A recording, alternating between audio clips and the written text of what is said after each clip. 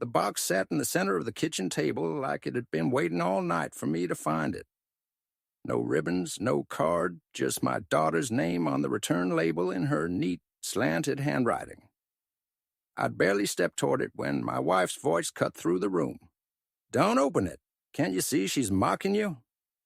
Her dish towel hung over one arm, her fingers damp, smelling faintly of lemons and soap. She didn't look at me when she said it, just kept wiping the counter, slow as if she'd already decided what was inside. "A gag gift," she added, and the words landed with a dull thud in my chest. The morning light was still pale, sliding across the table and catching the edge of the cardboard.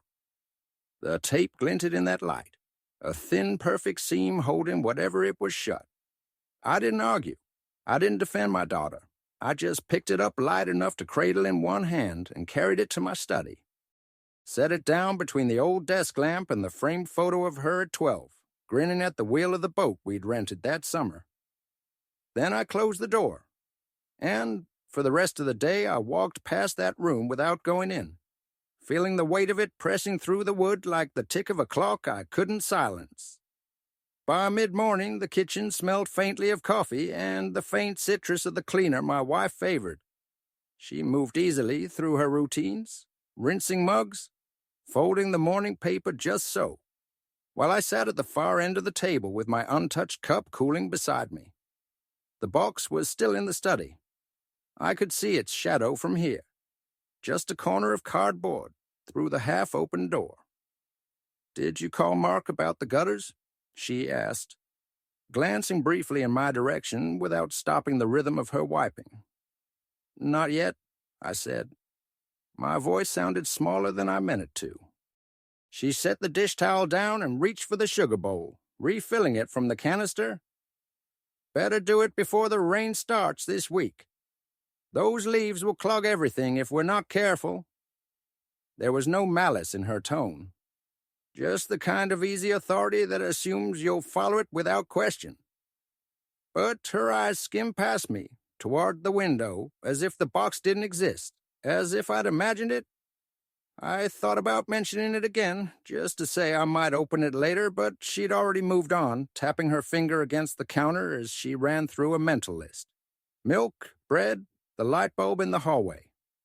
The phone rang. She answered before the second ring, her voice lifting warmly. "Oh, hi, Linda. Yes, we're still on for lunch Thursday." She pulled a chair out with her foot and sat, twisting the cord around her finger, laughing at something I couldn't hear. While she spoke, I found myself tidying my own coffee cup, rinsing it clean even though I'd hardly sipped from it. The sound of her laughter filled the kitchen light, unbothered, and I realized she hadn't lowered her voice, the way she sometimes did when talking about me. I wasn't even a subject today. When she finally hung up, she slid the notepad toward herself and began scribbling a shopping list. Her pen scratched briskly over the paper. "You're not brooding about that package, are you?" she asked, eyes still on the list. I hesitated, long enough for her to look up and catch the pause. She smiled, small and tight. "You take things too much to heart." Then, as if to soften it, she patted my hand once, briefly before returning to her notes. It was nothing, barely a moment, but I felt myself retreat all the same, like someone stepping back from a window before the curtains are drawn. By noon, she had music playing in the kitchen, some old jazz record we had had for years. She hummed along, tapping the spoon against the edge of a bowl, and the air between us felt settled, ordinary. Only I could feel the small shift, that quiet understanding that the box was already a story she'd decided for me, and anything I did to change it would be something I'd do alone. The box stayed exactly where I'd left it, on the desk, beside the lamp, the cardboard, catching the dim afternoon light. I passed it often. On my way to fetch a book, to open the window, to stand there for no reason at all. And every time, I thought about lifting the lid. Every time, I didn't. The day wore on in its usual patterns, but somewhere in the rhythm I felt myself thinning, like a shadow stretched too long by the sun. At lunch, my wife made a salad for herself, placing the greens in a wide porcelain bowl.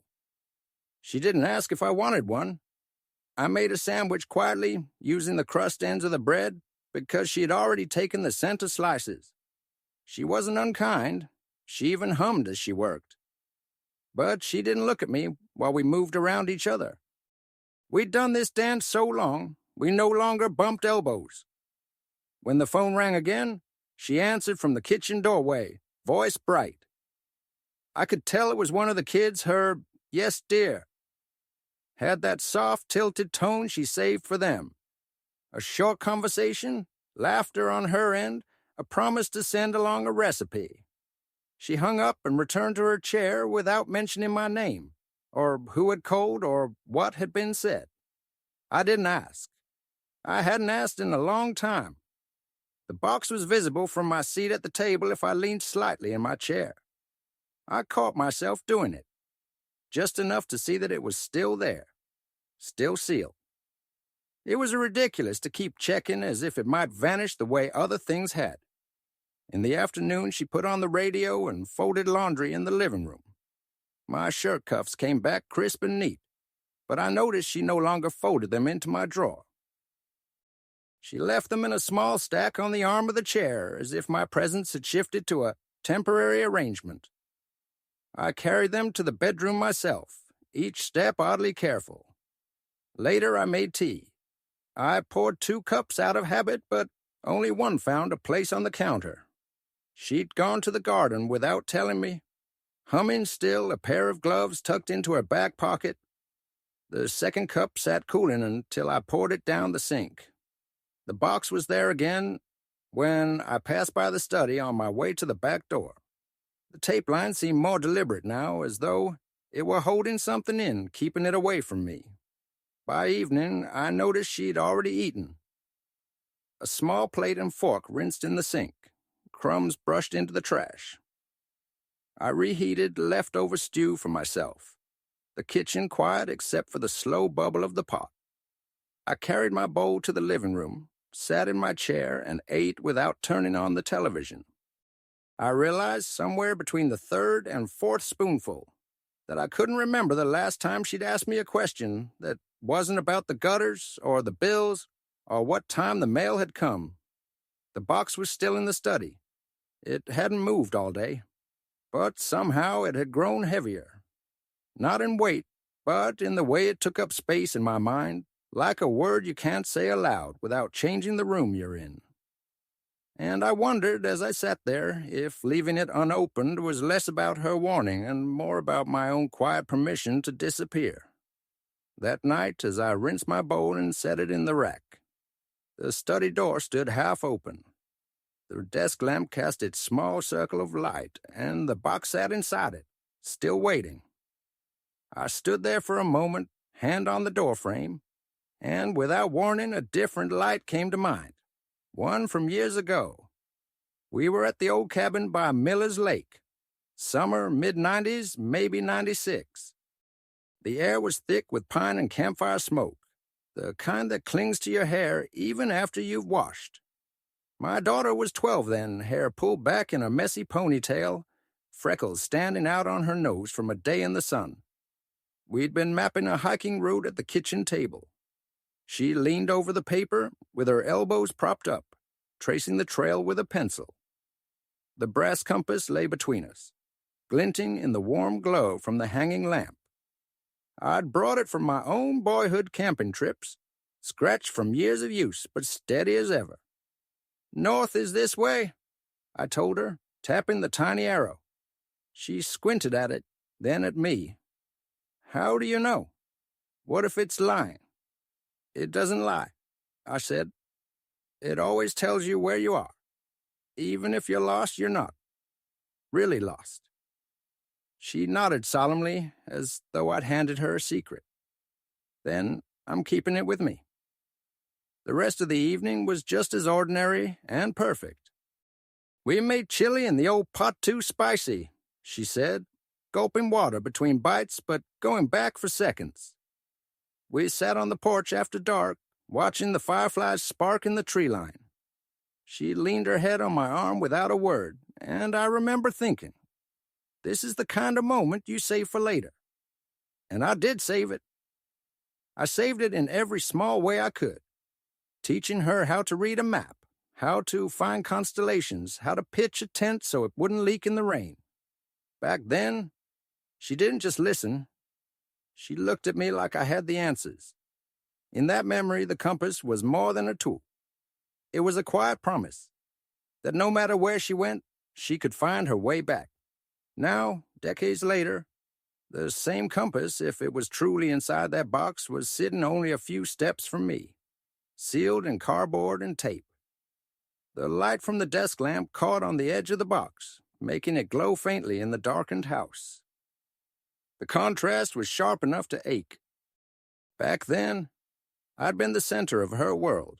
My words carried weight. My presence wanted. Tonight, I was a man standing outside his own study, wondering if opening a package was an act of defiance. I turned off the kitchen light and stood in the doorway a moment longer. In the stillness, I could almost hear the rustle of the pines at Miller's Lake, smell the campfire in her hair. And for the first time all day, I didn't just want to see what was inside the box. I wanted to hold it, feel its weight, and know if that old promise was still there. The next morning, sunlight crept across the kitchen floor in long, thin stripes. My wife was already at the table reading the paper, a half-empty mug of coffee by her elbow. The air smelled faintly of toast. For a moment, just seeing her there in the gentle light, I let myself think, maybe today would be different. She looked up when I came in, and there was the smallest smile, polite but not forced. "Morning," she said. "Morning," I answered. I reached for the kettle, filling it slowly so the water didn't splash. The steam curled upward, catching the light like a soft ribbon. It felt almost like the start of an ordinary good day, the kind we used to have before things grew so careful between us. I sat down across from her with my tea, waiting for the moment she might mention the box or the kids or even just ask about my plans. Instead, she turned another page of the paper, her eyes scanning the headlines. There was a lull. She set the paper aside to butter her toast, and I thought, this is it. She's going to say something. Her gaze flicked to me briefly, then to the window. "Looks like rain tomorrow. We'll need to bring in the patio cushions." She bit into her toast, crumbs scattering lightly onto the plate. The kettle clicked softly as it cooled. I nodded, swallowing the sip of tea too quickly. "I can take care of that," I said, though I knew she hadn't meant it as a request, just a note, another item on the unspoken list. She reached for her mug and stood, carrying it to the sink. Her robe brushed against my shoulder as she passed, a fleeting touch without weight. "I'll be in the garden," she said, and the back door shut behind her. The quiet that followed was neither heavy nor hostile, just blank. From my chair, I could see into the study. The box was there, exactly where it had been. The morning light hit it squarely now, making the tape line gleam. It occurred to me that in another version of this morning, one I'd hoped for, she might have said, "Why don't you open it? Or at least, what do you think's inside?" Instead, the box and I sat in separate rooms, both left untouched. I picked up my mug and took it to the sink. For a moment, I rested my hand on the counter, listening to the faint sound of her humming outside. It was the same tune she'd hummed yesterday. And the day before. That tiny thread of hope I'd felt, barely there to begin with, unwound quietly. No sharp snap, no final word. Just the sound of the garden gate clicking shut, and the realization that whatever change I was waiting for wasn't coming from her.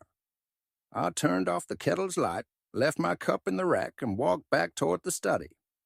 The box was still waiting. Only now it felt like the waiting was mine to end. By late afternoon, the house had settled into that stillness that isn't peace, more like a room emptied of air. The radio was off, the garden gate quiet. Even the clock on the kitchen wall seemed to tick softer, as if it didn't want to disturb me. I sat at the end of the hallway, in the chair by the study door. The box was in full view now, square and patient on the desk. It occurred to me that it had become more than a package. It was a sort of mirror reflecting back, well, what I'd let myself become. Something set aside, taped shut, collecting dust. My tea from the morning was still sitting on the counter. The surface had gone cloudy, the liquid cooling into an uninviting brown. I picked it up and tipped it into the sink, watching the swirl disappear down the drain. It reminded me, uncomfortably, of all the conversations, the gestures, the invitations I'd poured out over the years, things I'd offered freely, only to watch them vanish without a trace. The fatigue wasn't the kind that sleep could cure. It was in my bones, in the soft place behind my ribs where hope used to sit. It was the weight of walking into rooms and realizing I was background to someone else's day, of speaking and seeing eyes drift away before I'd finished my sentence. I glanced down at my hands resting on my knees. The knuckles were larger than I remembered, the veins more pronounced, maps of roads that had carried me through years of working, fixing, helping. And now they just lay there, waiting for something to do, someone to need them. Across the hall, the front door let in a narrow strip of light from the sidelong sun. Dust floated lazily in it, tiny flecks spinning without direction. That was the image that caught me, the dust. Small, weightless, and unnoticed unless the light hit it just right. I realized I felt the same, only visible when the angle was perfect, and even then, only for a moment before fading again. Somewhere outside, my wife's voice carried faintly speaking to a neighbor, laughing at something I couldn't hear. The sound was soft, but it pushed me further into myself, into that hollow where I'd learned to keep quiet instead of asking for more. I leaned back in the chair, eyes closing for just a moment, but the inside of my head wasn't dark. It was filled with old scenes. Standing in doorways, holding out gifts, waiting for calls that didn't come, watching faces light up for someone else's arrival. It was all so steady, so ordinary in its repetition, that I'd almost stopped noticing the toll it had taken. The box remained on the desk, and I realized my reluctance to open it wasn't about fear of what was inside. It was fear of confirming that whatever connection I thought was left between us had already been boxed up and sent away. The strip of sunlight shifted across the floor, reaching the leg of my chair. Dust motes continued their slow, aimless drift, and for a long while, I just watched them. That was my bottom, not a dramatic collapse, but the quiet knowledge that I had been living like this for years. And if I didn't move soon, I'd disappear completely, just like those specks of dust once the sun slipped away. The sun had nearly slipped behind the neighbor's roofline when I stood from the chair. The strip of light that had been on the floor all afternoon was now just a thin blade across the desk cutting directly through the box. I stepped into the study, the air faintly smelling of paper and the old leather from the chair I'd had since my working years. The box looked the same as it had for 2 days. Plain cardboard, corners slightly dented from travel, the tape neat and unbroken. I rested my fingertips on it. The cardboard was cool under my hand. For a moment I imagined sliding it to the far edge of the desk, letting it sit another night. But something in me resisted, a quiet, stubborn voice that I hadn't heard in a long time. If you leave it there, you'll keep leaving yourself there too. It wasn't loud, but it was steady. The kind of thought that doesn't fade when you blink. I pulled my hand back, but I didn't walk away. Instead, I sat at the desk and turned on the lamp. The pool of warm light made the box look less like a sealed thing and more like a waiting one. I noticed the return label again, her handwriting, the same looping way she used to write grocery lists for our camping trips. I traced the letters with my eyes, and the memory of that brass compass surfaced without effort. It had been years since I'd thought of it. That small scratched circle of metal that always told you where you were, even if you didn't like the answer. And suddenly I realized I needed that. Not the compass itself, maybe, but what it had stood for. Direction, connection, a way back to something that mattered. I didn't reach for the scissors. Not yet. This wasn't about tearing it open in defiance. It was about deciding that whatever was inside, I would meet it on my own terms, not through the filter of someone else's warning. I straightened the papers on the desk, a habit left over from years of keeping order. It felt almost ceremonial clearing space, making room. Then I set the box right in the center, the tape line running directly toward me. In the silence, I felt that small spark grow. Not into boldness yet, but into something heavier than hesitation. A kind of quiet readiness. Tomorrow, I thought, I'll open it. It wasn't a delay born of fear this time. It was a promise to myself, one I intended to keep. The box sat steady in the lamplight, and for the first time since it arrived, I didn't see it as a reminder of distance. I saw it as a marker, a place to begin again. The next morning broke pale and still, the kind of light that seems to pause before deciding what the day will be. The kitchen was empty. My wife had already gone out to the garden, leaving the faint scent of her hand cream in the air, lavender and something sharper like mint. The house held that rare, uninterrupted silence.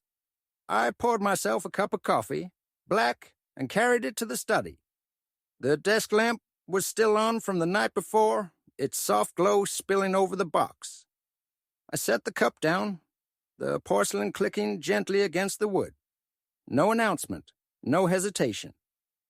I reached for the scissors and slid one blade cleanly under the tape.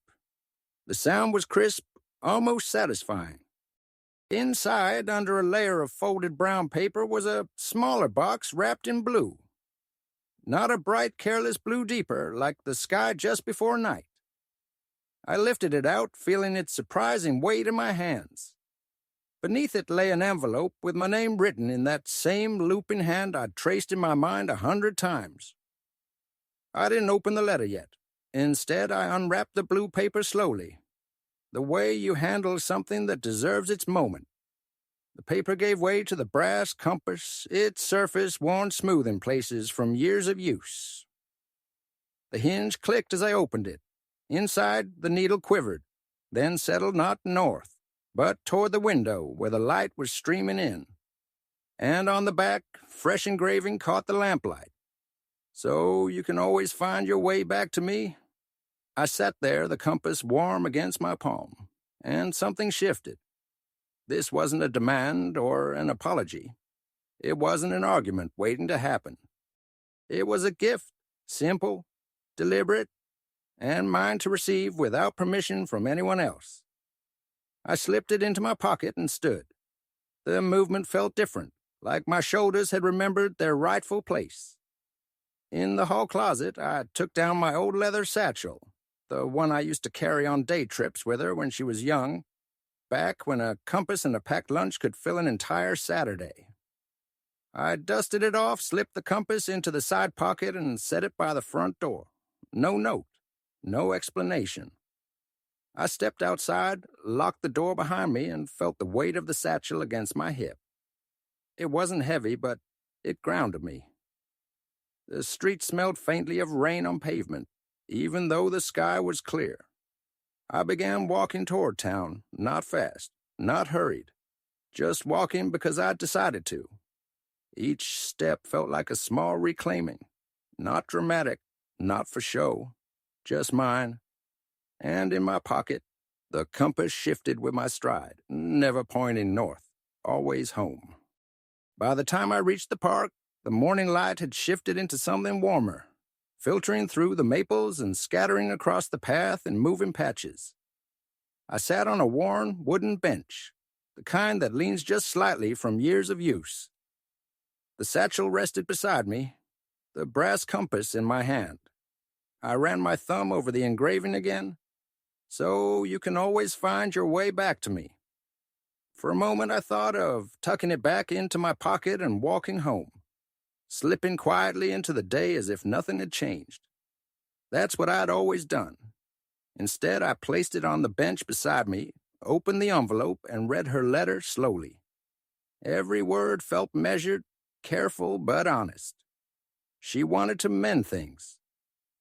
She wanted me to know she remembered. I folded the letter back into its envelope, slipped it into the satchel, and stood. The compass stayed in my hand. I walked to the edge of the park where an old stone bridge arched over the stream. The water moved lazily, catching bits of sunlight in shifting shards. I set the compass on the broad, flat stone of the bridge rail, not leaving it behind, just resting it there for a moment. My hand hovered above it, and I realized this was the first time in years I was deciding something entirely for myself, without waiting for approval or instruction.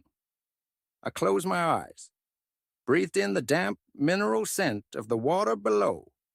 Then I picked the compass back up and slipped it into my pocket, not because I needed permission to keep it, but because I chose to.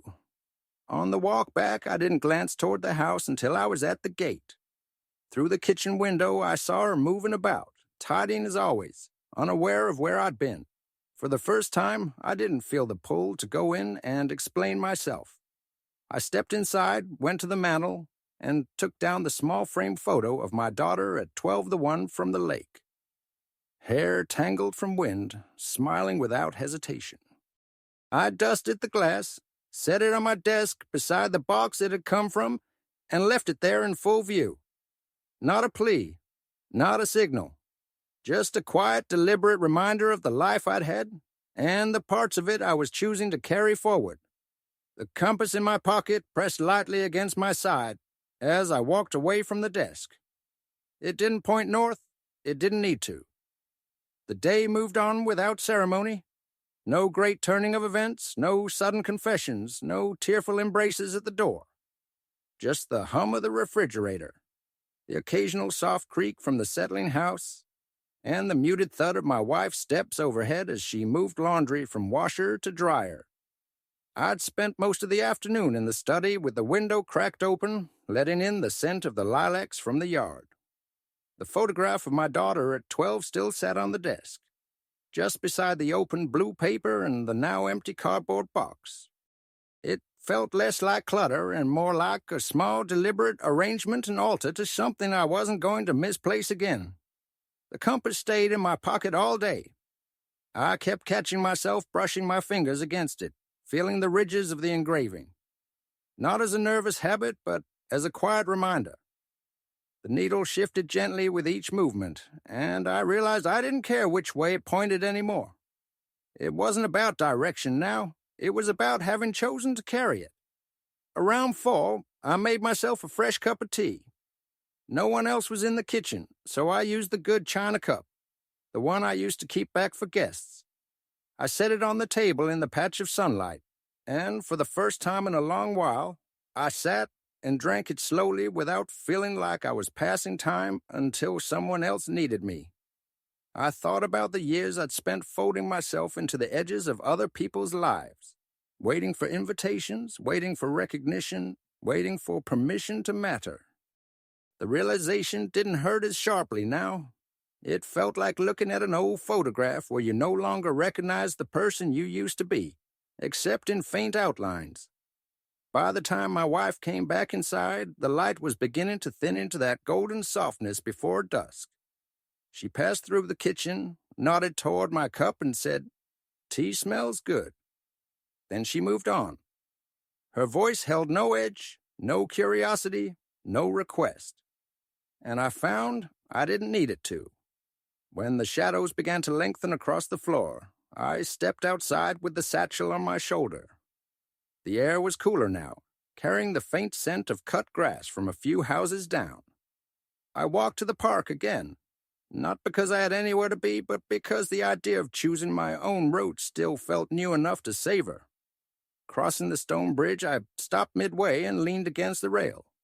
The stream below caught the light in small flickers, and a pair of ducks moved slowly along the bank. I reached into my pocket and took out the compass, letting it rest in my open palm. The brass was warm from being close to me all day. I thought about that night at the cabin when I'd handed it to her for the first time, about how certain I'd been that it would always mean we could find our way back to each other. Life had tested that belief in ways I'd never expected. But here it was, back in my hand, carried not out of fear of losing my way, but as proof that I still had one. I didn't need to tell anyone about this moment. Not her, not my wife, not the neighbors. It was mine, and that made it enough. As the sun lowered behind the trees, I slipped the compass back into my pocket and headed home. Inside, I placed it gently on the desk beside the photo and the letter. Not locked away, not hidden, just there, where I could see it when I needed reminding. I turned off the lamp, letting the room fall into the soft blue of evening. And as I walked down the hall, the house felt different. Not warmer, not kinder, but no longer a place I was waiting to be seen in. I had already seen myself, and that, I realized, was the way home.